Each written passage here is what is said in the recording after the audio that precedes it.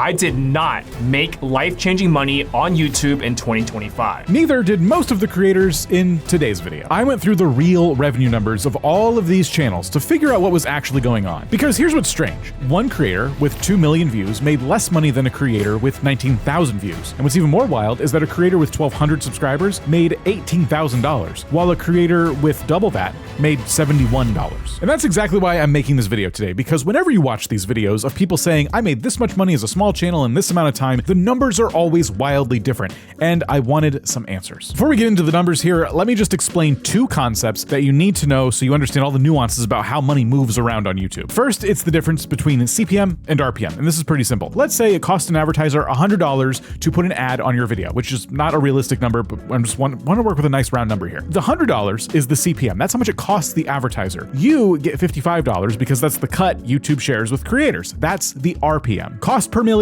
revenue per milli. It's pretty simple. The second thing you need to know is that YouTube has 2 different levels of monetization. The first is unlocked when you hit 500 subscribers and 3,000 hours of watch time. And when you unlock this level of monetization, you're not earning ads just yet, but you can do things like start up a YouTube membership program and have super chats, super thanks, things like that. But once you hit 1,000 subscribers and 4,000 hours of watch time, that is when you hit YouTube AdSense, and you will start getting money from the YouTube ad campaigns that run all across the platform. And just a quick note, those 4,000 hours have to come from long form videos or live streams. They can't come from short. So with that out of the way, now we can get into your first practical tip that has to do with those requirements. Eva had been building her channel for over a year. She was consistent, she was growing, and then one day she hit her monetization requirements. She applied, she got approved, and then nothing. Signing up for YouTube AdSense and the YouTube Partner Program took me a little bit longer than I expected. You have to wait about 3 weeks to get a code from them in the mail that lets you finalize your AdSense sign up. 3 weeks because of a letter. And her videos are sitting there, approved for monetization, but earning no money. So here's advice from someone who lived it. Once you reach 500 subscribers and 3,000 watch hours, I would sign up for the YouTube Partner Program then and get approved and get your AdSense all in order so that when you hit 4,000 watch hours and 1,000 subscribers, you will immediately be able to start collecting that money and get your payout. Try not to leave weeks of earnings sitting there in the ether just because of an envelope. Maybe sort that out as early as you can. But okay. How much money does YouTube actually pay creators? This is a question that I'm sure Google is tired of answering by now. Our first real life example today is Jess and Dave. They're a Canadian travel couple who quit their jobs to travel to Southeast Asia and document their journey on YouTube. In their first 6 months after being monetized, they were posting 1 video every 4 days, and they made $1,716 Canadian, which is roughly $1,200 US. Not life-changing money, but real, consistent, and steadily growing. But here's something that 1,700 Canadian dollars won't tell you. Not all views are created equal. And this comes down to something creators really don't think about a lot. Where in the world are your views actually coming from? Kinetic Passports proved exactly why. They're a travel channel very similar to Jess and Dave, and they had a video about their experience in Cairo, Egypt. It blew up. For them, that meant 15,000 views, which is no small moment for a channel of this size. However, even though we're higher in our view count and watch time hours, because most of the viewers on that video are from Egypt, the RPM is lower. I believe we're just over $2 for RPM on that video. And that's why this month's earnings look pretty similar to June, even though all of the other parameters would indicate, you know, a higher earning for the month. So practically speaking, what does this mean for you? It doesn't mean that you should pretend that only the US or Western audience exists. That would be a mistake. It does mean though that if you feel like you have healthy view counts on your channel and your earnings still feel suspiciously low, it probably has something to do with geography. We're going to talk more about that in a little bit because not only can this vary from channel to channel, but RPMs can fluctuate video to video. Before we get there though, I want to talk about something that can be very confusing to a lot of creators, especially when it comes to making money on YouTube, and that is the difference between short form and long form, specifically the thing nobody warns you about. Now, by now, everybody knows that YouTube Shorts don't pay nearly as much as long form videos, but exactly how much less are we talking? Well, let's start with Adriel. In October 2025, he had a moment that every small creator dreams about. But I had one short that went ultra viral. It was a short about flying Singapore Suites first class, and you can see this purple line here showing that video jumping way up. For the month, I got just under 2 million views and 18,000 watch hours, and I gained over 3,000 subscribers. 2 million views. And for context, that's more views than most creators will get on a single video during their entire YouTube career. However, since it was a short form video, not a long form video, even though I got way more views, the money paid out was still less because the payout rate for a short is not as high as a long form video. Want to see exactly how much less? Over 1.8 million views, estimated revenue, $197. If we do the math, that works out to about 11 cents per thousand views. And here's the proof. This orange line is a single long form video titled The Real Cost to Build a House in 2025. It's 20 minutes long, it got almost 93,000 views, which is a long way from 2 million, but it earned him $727. That makes the RPM on this video $7.83 per thousand views. Compare that to the short that made 11 cents per thousand views, and we're looking at a video that made 71 times more money with 20 times fewer views. And before you think, well, that's just one channel, I want you to meet Paul Stingray. He runs a gardening channel in Australia, and here's what happened in a single 48-hour window. I've got 1,436 views. Most of those are shorts views, so I got 619 long form video views and 816 short form views. So technically you're only really going to be making money, well, enough to actually notice on the long form views. And what does that look like in actual dollars? Well, he breaks that down video by video. So my top video was growing corn in pots. Now in 7 days it got 1,700 views, so roughly about 4,000 views, and it would have got about 48 cents. Yes, terribly exciting, a whole 48 cents. Now, my long form views, growing lotus from seed, roughly that would have got about 1,400 views, and it's made $14.96. So a little bit better than the shorts views. So if that short was a long form view, we'd be making a lot more money about now. 4,000 shorts views for 48 cents versus 1,400 long form views for $14.96. That's the same pattern. It's less than a third of the views and 30 times more money. But if you want the single most devastating number for this entire video, let's take a look again at Jess and Dave. They posted shorts consistently alongside their long form content for 6 full months. In their own words, we had posted a few shorts over this time, but the revenue from that was pretty negligible, earning us a whopping 62 cents over the 6 months. So here's the verdict. Even though shorts make a little more money than they used to, they are still nowhere near a stable revenue stream. They might bring you some new eyeballs, but you're not going to be writing your meal ticket with them. So if shorts are not the answer to making a living on YouTube, then what does it come down to?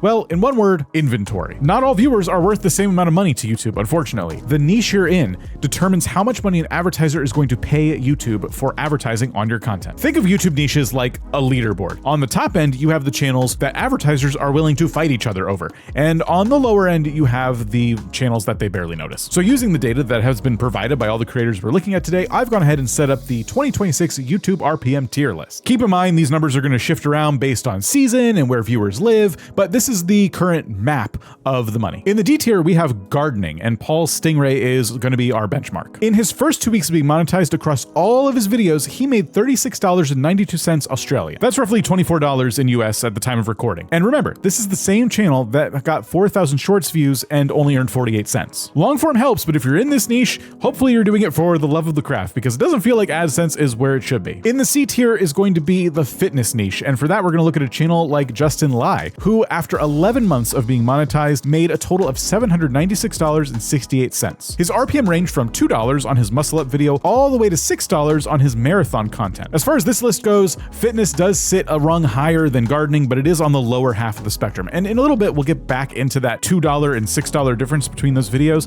but next is the B tier. I'm going to call the B tier our wild card because we're going to be looking at travel channels, and travel channels are just notoriously inconsistent. As we already discussed, geography can very much determine your RPM, and it really just comes down to where your viewers are watching from. You have Kinetic Passports, who made $87.36 in their first 2 months. You have Eva, who made $433 Canadian in 9 months, despite barely posting. And then Jess and Dave, our most data-rich channel. They averaged a $6.77 RPM across their first 6 months for a grand total of $1,716 Canadian. So while the potential in this niche can be pretty high, there's just too many factors to account for when it comes to travel. It just really depends on what part of the world you're focusing on. And now we get to the A tier, which is pretty interesting because this niche is going to surprise you. Kids and family. In essence, is a kids channel. They started back in August of 2023 and they were monetized by November. How much money do you think they made? My first YouTube paycheck was $957.18.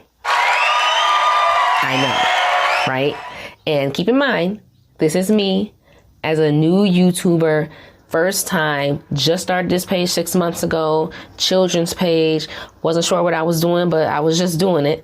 And I made close to $1,000. I would say that's pretty good for a journey to passive income. For a brand new channel, that's a really strong number. So I'm putting in essence in the A tier because at least with the way they're approaching kids content, this is a pretty high potential niche. However, they will tell you themselves that seasonality plays a role here. If you're gonna start your channel, try and get it started like now. It's February currently when I'm making this video, so that by December time, you can put out your Christmas content and then you can see that step up. The holiday bump is a real thing, basically for every niche on YouTube, so that is something to look out for. An even stronger niche though, still remaining in the A tier, is gonna be filmography and photography. First up, we'll look at Tracy Flynn's channel. She's from New Zealand and covers photography and creative businesses, and she made $86.99 Australian in her first month. And then you have Dallas and Jill. They're a Canadian filmmaking channel with a CPM ranging from $15 to $42 per 1,000 views. The upper end of that gets into some really serious money, and in a little bit we're going to explore the spikes that happen within different niches. But then we get into the S tier, and if you looked at different YouTube niches in the past to determine how much makes the most money, this probably won't surprise you. At the top end of the spectrum, you have Adriel from earlier in the video. He breaks down his entire 2025 in this video. I uploaded 33 long-form videos and 111 short-form videos. I racked up 6.9 million views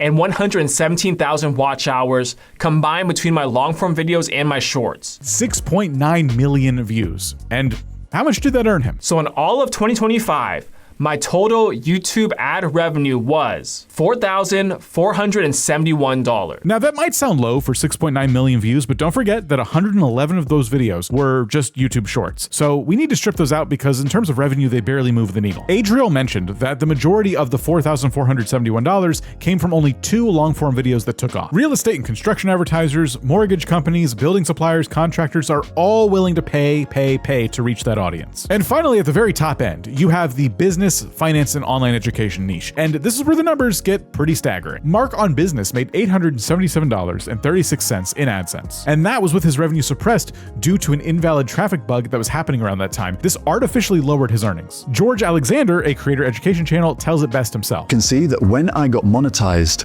my RPM was $2.73. And this number is pretty low, but you can see that over the course of the next 6 months, my RPM slowly but surely improves all the way up to $6.58, which is crazy because that means I'm making 2 to 3 times more money for every 1,000 views that I get on my videos. Hi Myers in the YouTube education niche gained 50,000 views, which made him $218 in AdSense in his first 90 days, as well as $43 through supers and another $14 through memberships. Advertisers in this space include software companies, financial products, investment platforms, and online course providers. They're all competing for the same audience. In that niche, your viewers are people who are actively trying to make and or save money, and that is an incredibly valuable viewer to an advertiser, and RPMs are going to reflect that. But here's the thing most highest paying niche videos miss every time. Where you sit on this list is only half the story. You could have an S tier niche like finance, but still be in the D tier in terms of revenue, depending on the topic you cover. And that's what I want to look at next, how 2 videos on the same channel can have a 500% difference in pay. So far in this video, we've talked a lot about niches and your potential earnings ceiling that you could hit depending on which niche you're in. The thing is, each video you post has its own ceiling in terms of revenue. It just kind of depends on what topic you're covering that determines how high that ceiling is. Let's take a look again at Jess and Dave, for example. 2 videos, same channel, same month. One video exploring Coron in the Philippines had an RPM of $4.87. The other, Inca Trail to Machu Picchu, had an RPM of $24.70. And to be clear, that's the RPM. That's the money that they're earning per 1,000 views on that video. This is a 5 times difference. 2 very similar videos attracting 2 very different audiences. So what's going on? Well, the people who are searching for Inca Trail are probably folks in the US, UK, and Australia, in which case those would be higher income countries, which have higher advertising budgets and thus higher RPMs. Meanwhile, the video about Coron, which I'm not sure I'm saying correctly, is a destination that may attract viewers from Southeast Asia. There, advertiser budgets are just going to be lower and therefore RPMs are going to reflect that. But here's where it gets more interesting because this isn't just a travel thing. That fitness channel we looked at earlier, Justin Lai, noticed something in his own analytics. For my marathon videos, they tend to do really high. So you got $6 here, whereas my muscle up video is only on $2. So even though my marathon video has 19,000 views and my muscle up video has 42,000 views, the marathon video still pays me more because it's got a higher RPM. And I think that's super interesting because it means that views don't necessarily equal money. Think about what you just said there. 42,000 views on one video, and it earned less than a video with 19,000 views on the same channel. So what's the difference? Well, marathon content attracted viewers who were researching running gear, race entries, nutrition supplements, basically higher value customers for advertisers. The general workout content may be more broad and attract a lot more new eyeballs to the channel, but because it's so broad, it's less commercially specific. Then you have Dallas and Jill, our Canadian filmmaking and photography channel. My average cost per thousand as a filmmaking photography-ish channel is in the $15 to $16 per thousand views. That's Canadian dollars. Some videos that's as low as $8 per thousand views. And on the Flash video, which was the one video we got published the month after being monetized, it got as high as $42 per thousand views. $8 Canadian on one video and $42 Canadian on another video on the same channel. And that is no small swing. This is a different earning bracket, and it all depends on what your video is about. So if you're looking at all this, my big takeaway here was basically that it's not enough to just pick a niche with a high RPM and hope for the best. The specific topic of each video you make determines how many advertisers are going to show up and how much money they're willing to shell out. And when you think about it, this makes a lot of sense when you consider how much money brand deals can go for on YouTube in general with some of the largest creators on the platform. There are creators who make thousands of dollars off of a brand deal where they take maybe 60 seconds out of their video, they look at the camera and they speak directly about one product for that entire minute. When it comes to hyper-specific targeted advertising, advertisers pay more money for that. So it stands to reason that even if you don't have a sponsorship on that video about your marathon, it's a very specific audience that you're targeting, and therefore the advertisers are going to pay more money to have ads on that video. Meanwhile, your more broad fitness content isn't going to do as well in terms of advertising dollars, but it could introduce a lot of new people to your channel. Meanwhile, a travel video about Peru is going to attract a different wallet than a travel video to the Philippines. Once you understand all this, it helps you stop focusing on your channel as one thing all by itself, and instead you can focus on how each video is an opportunity to target different advertisers and different viewers. YouTube can monetize your content, but only you can monetize your audience, because AdSense is real, it's great, it's genuinely there, and it's like passive money for showing up and doing the work that day. But it's not the full picture. If you want to set up your channel the correct way for monetization beyond just AdSense, I'm going to encourage you to watch this video next, which will set you off on the right path when it comes to getting monetized in the first place.